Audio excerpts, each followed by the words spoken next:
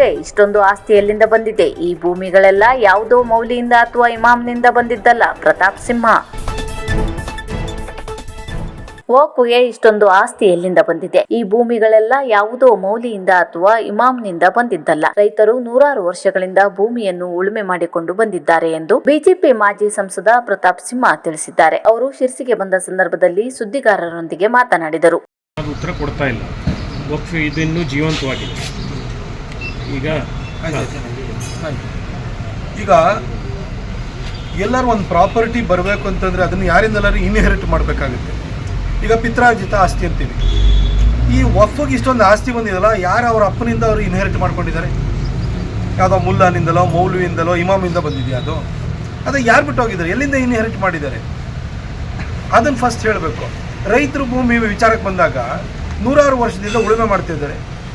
ಅದರಲ್ಲಿ limitation act ಅಂತ ಇದೆ.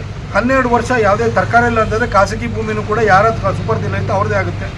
ಸರ್ಕಾರಿ ಭೂಮಿಯನ್ನು ಉಳುಮೆ ಮಾಡ್ತಾ ಇದ್ರೂ ಕೂಡ 30 ವರ್ಷ ಯಾವುದೋ ತಕರಾರಿಲ್ಲ ಅಂತಂದರೆ ಅದು ಉಳುಮೆ ಮಾಡ್ತಾ ಇರೋ ಆತನ ಹಕ್ಕು ಆತನಿಗೆ ಸಲ್ಲುತ್ತೆ. ಹಾಗೆ ಕರ್ನಾಟಕ ಲ್ಯಾಂಡ್ ರಿಫಾರ್ಮ್ಸ್ ಆ್ಯಕ್ಟ್ ಪ್ರಕಾರವಾಗಿ ಉಳುವವನೇ ಭೂಮಿ ಒಡೆಯ ಅಂತೇಳಿ ಹೇಳ್ಬಿಟ್ಟು ದೇವರಾಜ ಅರಸು ತೊಗೊಂಬಂದರು. ಈ ಎಲ್ಲ ಕಾಯ್ದೆಗಳು ಬರೋದಕ್ಕಿಂತ ಮೊದಲೇ ರೈತರು ಬಿಜಾಪುರದಲ್ಲಿ ಇರ್ಬೋದು, ಬೇರೆ ಬೇರೆ ಭಾಗದಲ್ಲಿ ಭೂಮಿಯನ್ನು ಉಳುಮೆ ಮಾಡ್ತಾಯಿದ್ರು. ಈ ಕಾಯ್ದೆಗಳು ಯಾಕೆ ಈ ಒಂದು ವಕ್ಫ್ ಅಂತ ನೋಟಿಸ್ ಕೊಟ್ಟಿದ್ದಾರೆ ಅದಕ್ಕೆ ಅಪ್ಲೈ ಆಗಲ್ಲ?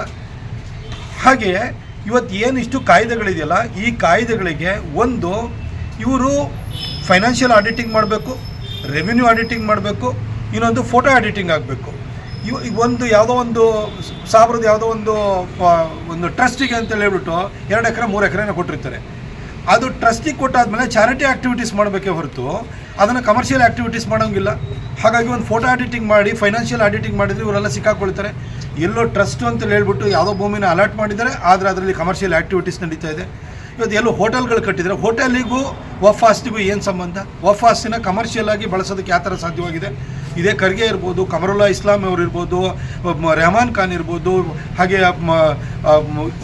ಹ್ಯಾರಿಸ್ ಇರ್ಬೋದು, ಹಾಗೆ ಬಹಳ ಜನ ಇವರೆಲ್ಲ ಏನು ಮುಸ್ಲಿಂ ಲೀಡರ್ಸ್ಗಳು, ಹಿಂದೂಗಳು ಒಂದಷ್ಟು ಜನ ಅದರಲ್ಲಿ ಇನ್ವಾಲ್ವ್ ಆಗಿದ್ದಾರೆ. ಲೀಡರ್ಸ್ಗಳಂತ ಕಾಂಗ್ರೆಸ್ನ ಲೀಡರ್ಗಳು ಅದರಲ್ಲಿ ಇನ್ವಾಲ್ವ್ ಆಗಿದ್ದಾರೆ.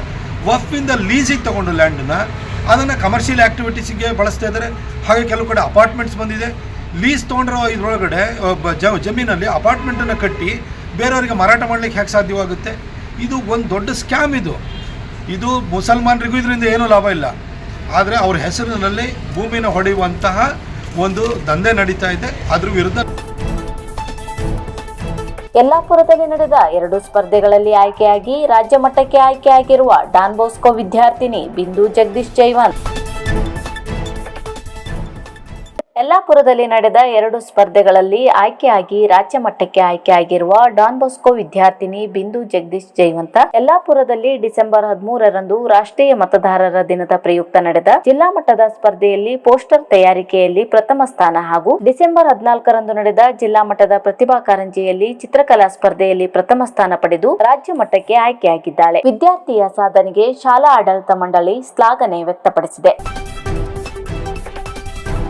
ಧಾರವಾಡದಲ್ಲಿ ನಡೆದ 71ನೇ ಅಂತರ್ ಮಹಾವಿದ್ಯಾಲಯಗಳ ಅಥ್ಲೆಟಿಕ್ಸ್ ಕ್ರೀಡಾಕೂಟದಲ್ಲಿ ಪ್ರಥಮ ಸ್ಥಾನ ಗಳಿಸಿದ ಶಿರಸಿಯ ಸರ್ಕಾರಿ ಪ್ರಥಮ ದರ್ಜೆ ಕಾಲೇಜಿನ ವಿದ್ಯಾರ್ಥಿ ಭುವನ್ ಮರಿಗೌಡ ಸಂತೊಳ್ಳಿ. ಧಾರವಾಡದಲ್ಲಿ ನಡೆದ 71ನೇ ಅಂತರ್ ಮಹಾವಿದ್ಯಾಲಯಗಳ ಅಥ್ಲೆಟಿಕ್ಸ್ ಕ್ರೀಡಾಕೂಟದಲ್ಲಿ ಶಿರಸಿಯ ಸರ್ಕಾರಿ ಪ್ರಥಮ ದರ್ಜೆ ಕಾಲೇಜಿನ ವಿದ್ಯಾರ್ಥಿ ಭುವನ್ ಮರಿಗೌಡ ಸಂತೊಳ್ಳಿ ಈತನು ಪೋಲ್ ವಾಲ್ಟ್ನಲ್ಲಿ 2ನೇ ಬಾರಿಗೂ ಪ್ರಥಮ ಸ್ಥಾನ ಗಳಿಸಿ ಕಾಲೇಜಿನ ಕೀರ್ತಿ ಹೆಚ್ಚುವಂತೆ ಮಾಡಿದ್ದಾನೆ. ವಿದ್ಯಾರ್ಥಿಯ ಸಾಧನೆಗೆ ಶಾಸಕ ಶಿವರಾಮ್ ಹೆಬ್ಬಾರ್ ಹಾಗೂ ಎಪಿಎಂಸಿ ಮಾಜಿ ಅಧ್ಯಕ್ಷ ಪ್ರಶಾಂತ್ ಗೌಡ ಸಂತೊಳ್ಳಿ ಪ್ರಶಂಸೆ ವ್ಯಕ್ತಪಡಿಸಿದ್ದಾರೆ.